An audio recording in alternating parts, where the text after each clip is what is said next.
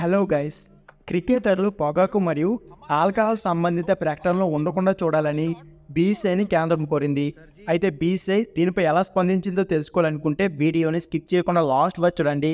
అలాగే ఈ వీడియో నచ్చితే మాత్రం ఒక లైక్ చేయడం మర్చిపోకండి. ఇక లేట్ చేయకుండా వీడియోని స్టార్ట్. ఇక లక్షలాది మందికి రోల్ మోడల్స్గా నిలిచే క్రీడాకారులు పొగాకు మరియు మద్యం సంబంధిత ప్రకటనలు చేయకుండా కేంద్ర ఆరోగ్య మంత్రిత్వ శాఖ చర్యలు చేపడుతుంది.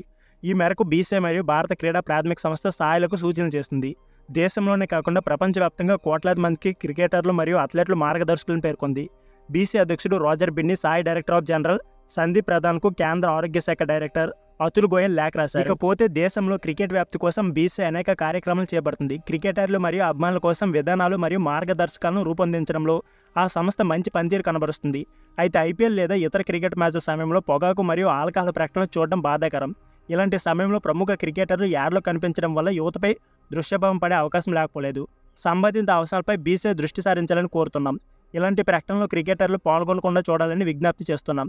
బీసీఐ నిర్వహించే మ్యాచ్లు మరియు ఐపీఎల్ టోర్నీ సమయంలో కేవలం క్రికెటర్లు మాత్రమే కాకుండా ఇతర ప్రముఖులు ఎవరైనా సరే పొగాకు ఉత్పత్తి మరియు ఆల్కహాల్ ప్రకటనలను ప్రదర్శించకుండా చర్యలు తీసుకోవాలని కేంద్రం కోరింది.